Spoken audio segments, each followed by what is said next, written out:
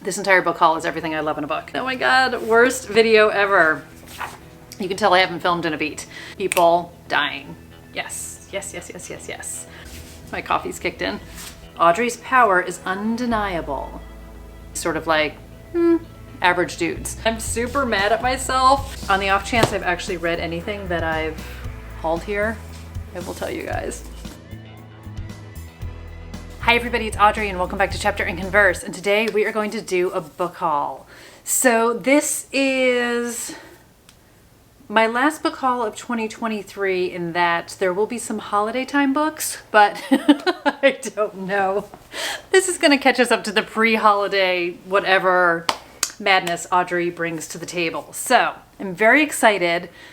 And I'm going to start with the book that I got most recently that was one of the biggest surprises of this book haul. And it's The Fury by Alex Michaelides.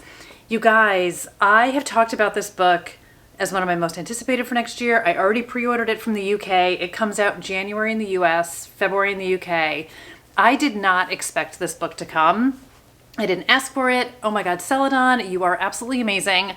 I literally yelled at, let out a scream. And the same day that I got it, I was watching a polo from Amber from Books and Beaches, and she was like, I totally won the Goodreads giveaway for The Fury. And I was like, oh my God, I'm so jealous of you. And then it showed up in the mail. So exciting, exciting juju. He wrote The Silent Patient and The Maidens, in case you're not sure. And I'm a huge fan. He didn't write a book. He didn't have a book come out in 2023. So this is a bit on the anticipated side. So anyway, it says, this is a tale of murder. Or maybe that's not quite true. At its heart, it's a love story, isn't it? So we have a reclusive ex-movie star and one of the most famous women in the world, and she invites her closest friends to escape the English weather and spend Easter on her idyllic private Greek island. So I think there might be some, and then there were nun vibes to this, and maybe, it says, you think you know the story. You probably read about it at the time. It caused a real stir in the tabloids. It had all the necessary ingredients for a press sensation. A celebrity, a private island cut off by the wind, and a murder. We found ourselves trapped there overnight. Old friendships, concealed hatred, and a desire for revenge. This is everything I want in a book. What followed was a game of cat and mouse, a battle of wits full of twists and turns, building into an unforgettable climax. The night ended in violence and death. But who am I? My name is Elliot Chase, and I'm going to tell you a story unlike any you've ever heard. I can't even. So I am 1000% picking this up as soon as I finish the book that I'm reading now. I have definitely been still in a bit of a reading, not a slump, but a slowdown. It is December 12th. It's like, what day is it? I've still been writing almost every day. I'm not pressuring myself to every day, but more often than not. So I was out of town for a couple of days. I didn't write for 2 days. 2 days is not the end of the world. Since November 1st, I have not written for 3 days. How about that? That's my math. And 4 days. I've not written for 4 days. So anyway, my reading has taken a bit of a backseat because I've been writing so much. But anyway, I am highly motivated to finish the book I'm currently reading, which I am loving. And then this one's coming up next. I will not talk this much about every single book. Okay, up next. I picked up She Started It by, I don't know if it's Cyan Gilbert. I got this from Pango. I have been definitely devouring people's year-end lists that are starting to come out. I tend to like to wait till the actual end of the year before I put out my list, so I'm always a little bit behind, but I am watching other people's, and this has showed up on several lists. I remember seeing a lot of hype about it during the year, and I didn't pick it up from Book of the Month, but now I just picked it up from Pango. So I'm excited about this. I want to say this is an engagement party or just a reunion of old friends, rivalry, revenge, isolated island, everything. Yes, bachelorette party. And I'm pretty sure somebody's going to die because it's the kind of book I like. A Party of a Lifetime is nothing like what they expected.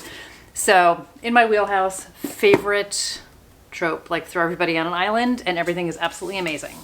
Okay, another one that I very much enjoy, kind of an Upper East Side dark academia darkness, although this is about a preschool? Manhattan Private School. Okay, this is The Last Applicant by Rebecca Hanover. Hanover? My coffee's kicked in. So it says, how far will one woman go to put her child on a path to sure success? One of the easiest ways to get me to buy a book is to name a main character named Audrey. So Audrey Singer revels in her position as the admissions director of an exclusive Manhattan private school. Parents cater to her whims and desires, desperate to give their children an edge. Audrey's power is undeniable. Privilege comes with the territory. Her perfect marriage completes the glossy picture of her life. So then we have a new woman who is neurotic and vulnerable entering the scene, determined to get her son into the school. And things are going to go dark and messed up, and something more sinister might be at play. So, very excited. I picked this one up, I feel like not long after it came out. On the off chance I've actually read anything that I've hauled here, I will tell you guys. Okay, next up is Kella. This is by Colin Walsh. There's a part of me that thinks maybe I have shown this book before, but then it was still on the stack with these other books. So then I kind of think maybe I didn't. So I wound up picking this up after hearing about it on a podcast. And I have subsequently seen it several places, which I feel like is one of those things where as soon as you like declare you want something or are like really itching for something, you start to see it everywhere or like hear about it everywhere. So this is set in Ireland, and three old friends are thrown together for the first time in years. Helen, Joe, and Mush were part of an original group of 6 inseparable teenagers in the summer of 2003. With motherless, reckless Kella Lenan, L-A-N-A-N-N, Lenan, oh my gosh, words, as their group's white-hot center. Soon after that summer's peak, Kella disappeared without a trace. So now it's 15 years later. We have Helen making a reluctant return home, ding dong. Joe is a world-famous musician, newly back in town, and Mush has never left, too scared to venture beyond the counter of his mother's cafe. But human remains have been discovered in the woods. This entire book haul is everything I love in a book. 2 more girls have gone missing, and we're going to find out what happened then and now. So I had not heard of this book. I had not heard of this author before I heard about it on this podcast, and I'm super intrigued. So this is his first novel, and I'm just very excited. He's done a bunch of short stories. He's won some awards for it. I love anything that happens in the 90s and the 2000s. Stay tuned. This baby's big, so it's going to be a 2024 book. I have a mission on my 10 before the end for this year. Okay, next up. I definitely talked about these books in another video, but for the sake of completionist, which I said in another video, I'm just going to rehaul them again. So this is The Kind to Kill and Devil's at the Door by Tessa Wiegert. So I did the We Need Diverse Books charity auction, which took place end of September, beginning of October, and I bid on these books and I won the bid. So the Kind to Kill, I was like, which is which, is annotated by Tessa Wiegert, which is so super cool. These are in the Shana Merchant series. So these are books 4 and 5 in the Shana Merchant series, and I'm ready to read book 4. So it's annotated and it's personalized and just absolutely amazing. She sent along a bunch of stickers and other fun stuff and a bookmark, which I know I showed in another book or in another video. Take a breath. And then Devil's at the Door just came out. So I had the great fortune, I was going to get an ARC of this, but then when she was sending the package, she had received final copies of it, and she asked me if I would prefer a final copy, which I was like, that's amazing. So I'm super excited. So I'm going to dig back into this series also in 2024, which doesn't feel like such a terrible thing to say right now since we're 2 weeks out, but I'm excited for those. Big fan of the Shana Merchant series. And then if you guys watched a recent vlog of mine, you would see that I picked up Fit to Die by Daniel Kella. I picked this up on a swoop into Barnes & Noble because I wanted to pick up a copy of People magazine. No judgment, it's totally fine. So this is star influencer, toxic diet pills, and a rising body count. So this is pitched as a riveting thriller about online body shaming, toxic diet pills, a vulnerable mega celebrity, and a rapidly rising body count. I said that same thing twice. So this takes place, I want to say, in LA and in Vancouver. We've got some detective vibes going on here.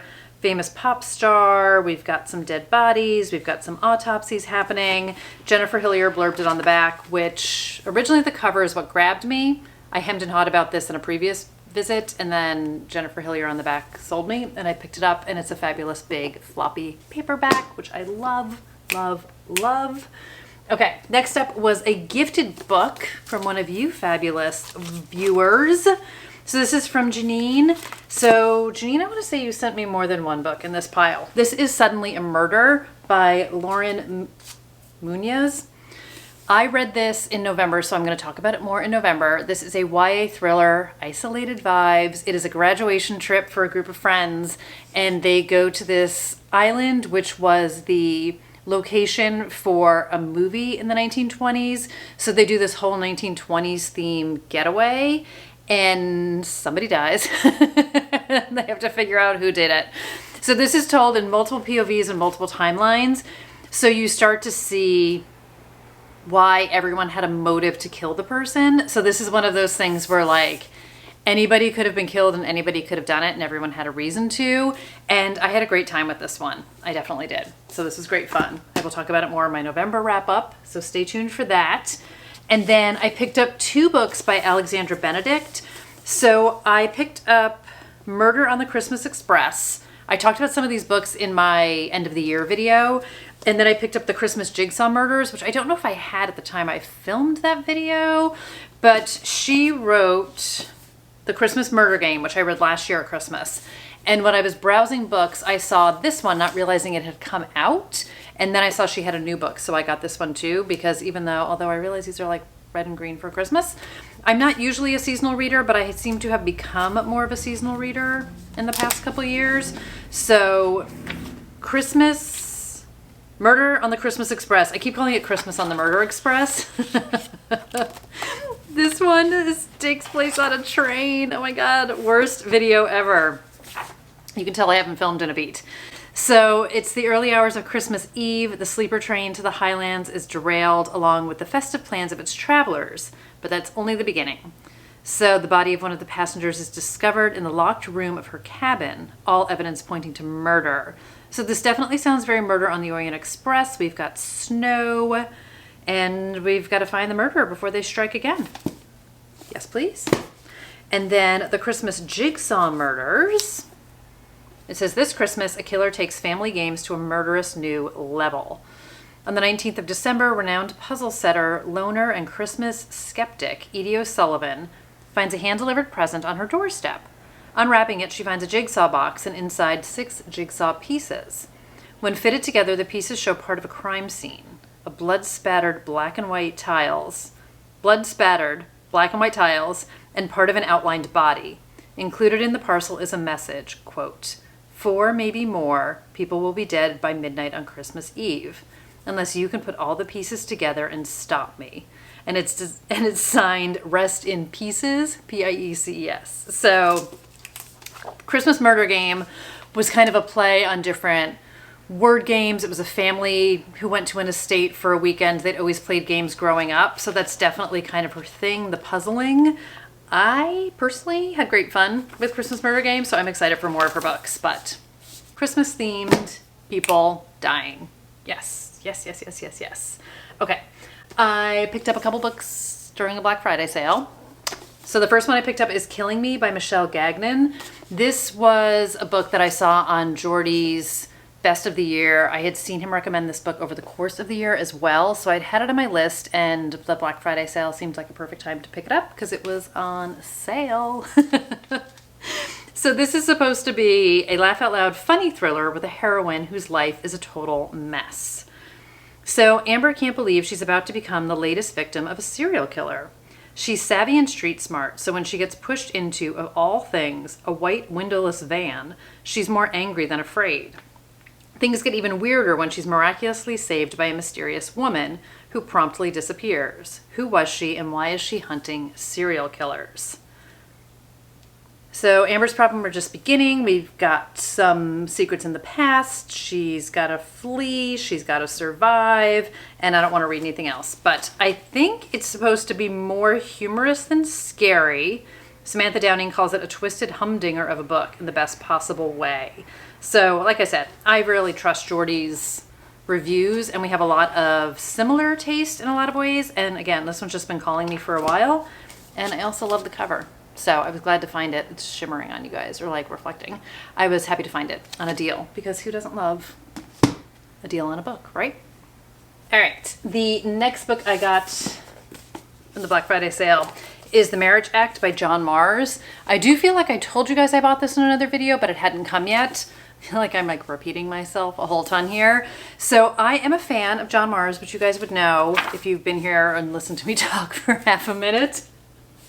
So this one is What If Marriage Was the Law? Dare You Disobey? Britain, the near future, a right-wing government believes it has all the answers to society's ills. The Sanctity of Marriage Act, which actively encourages marriage as the norm, punishing those who choose to remain single. But four couples are about to discover just how impossible relationships can be when the government is monitoring every aspect of our personal lives, monitoring every word, every minor disagreement, and will use every tool in its arsenal to ensure everyone will love, honor, and obey. So I was a huge fan of the one, which is the first of his books that I read, and I have since picked up quite a few more. Have since not done the most bang up job of reading them all. So I did read What Lies Between Us. I have the audiobook of The Vacation, which just came out. I have The Good Samaritan. I've done this in each video. I need to just stop doing it. And I'm going to read more of his. So I am working on a video of read what I've got by authors before I buy anything new by them. Obviously this one squeaked in under the deadline, but I want to catch up on the backlist that I already have of authors that I love. I have two very bad habits. One is buying multiple books by authors I've never read before, and the other is buying multiple books by authors I have read before, but then not actually reading them. 2024, I'm going to try to undo both of those bad habits. So I picked up that. And then my last Black Friday purchase was Romantic Comedy by Curtis Sittenfeld. So this was another one of those books that definitely caught my eye earlier in the year. I read Prep when it came out 15 years ago, maybe. And I enjoyed it. I feel like some of it, I almost feel like I wasn't smart enough at the time. And I'm super mad at myself because wouldn't you know, I unhauled it. This is why I'm afraid to unhaul books, because here we are 15-ish years later. And I'm like, you know what I would really love to do? Reread Prep. That was her debut. And I don't have it anymore. And I know I can get it in a bunch of other places, including my lovely library. But anyway, so I picked up Romantic Comedy. I had heard great things about it. I was listening to a podcast, shocker, and I don't know, this was probably a few weeks back, and this book like randomly came up, and I was like, dang it, there it is again. And then I saw it for $9 on Black Friday, so I picked it up. So it's a comedy writer thinks she's sworn off love until a dreamy pop star flips the script on all her assumptions. So my understanding is this is a bit of like an SNL send-up, maybe even a Pete Davidson, Ariana Grande kind of a send-up. So Sally Mitz is a sketch writer for this show. It's called The Night Owls.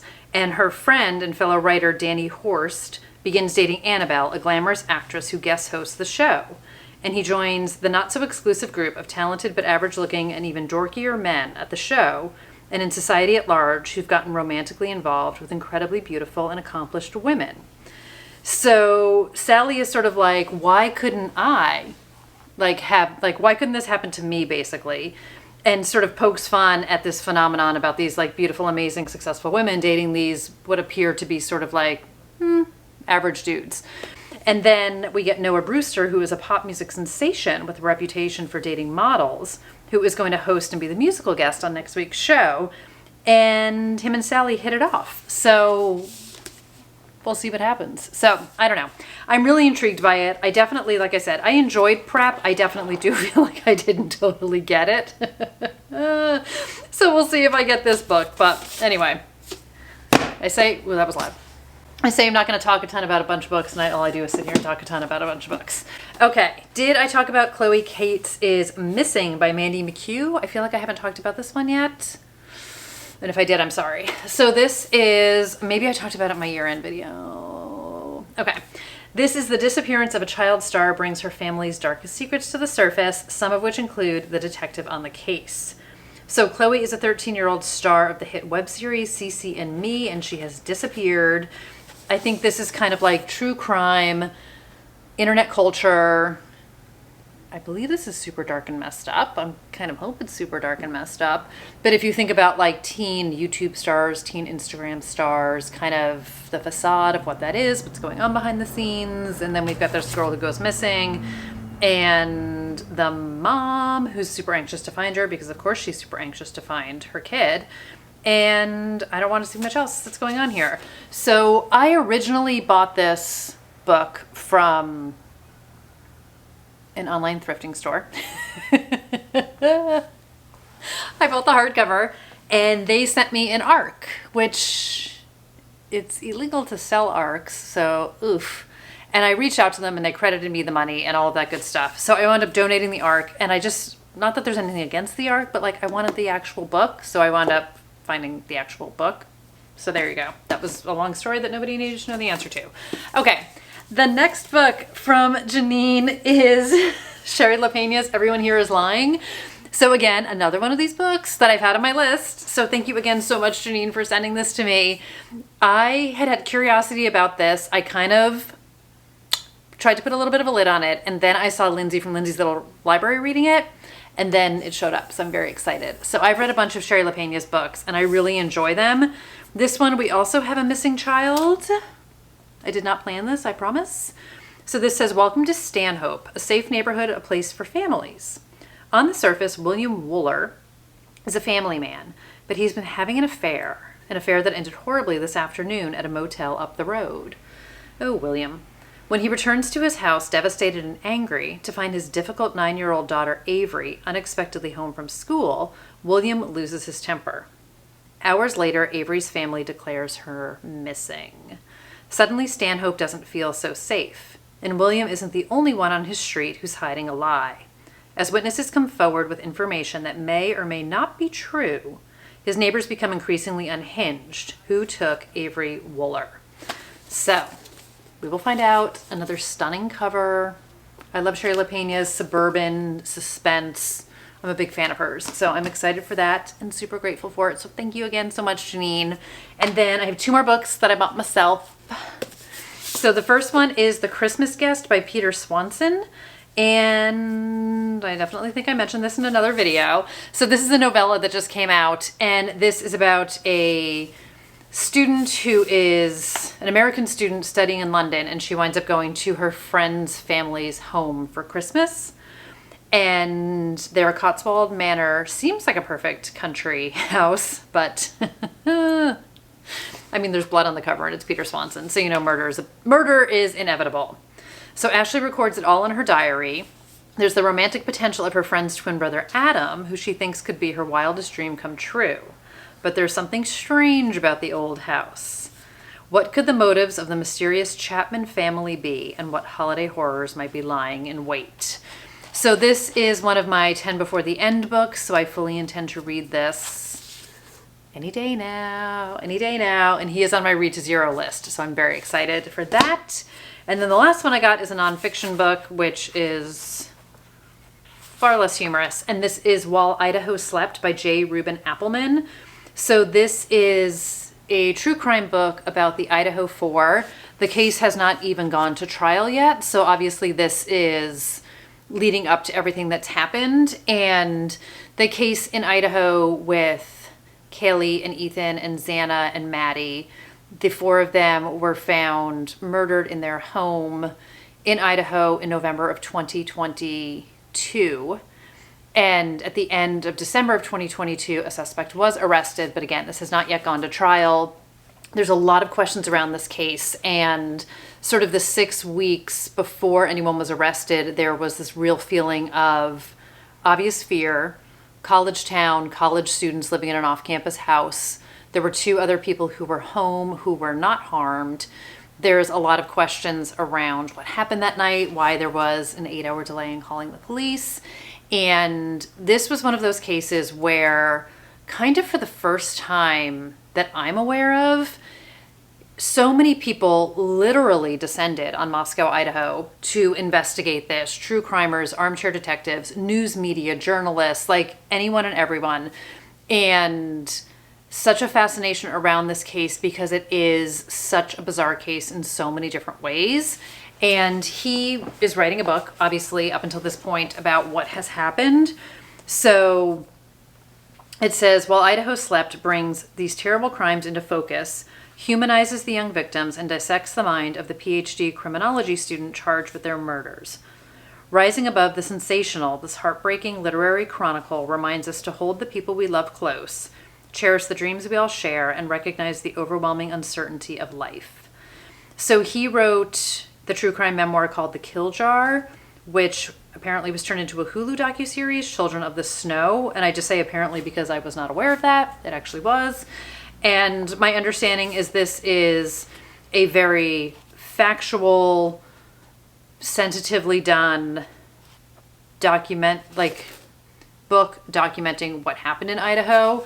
And there has been a gag order from the beginning, pretty much. So the information that has come out, and I think this is also why there's so many questions, because next to nothing has been released other than the arrest affidavit and pieces of a search warrant. So there's so many questions surrounding what actually happened and how it could have happened. And it's just interesting and heartbreaking. So I've heard great things about this book in terms of being, well, like I said, very well done, not sensationalized, and I'm going to read it. So that's the last book that I picked up for this book haul. I was going to say this month, but it's an accumulation of books over the months, which I know you guys know. So that's it.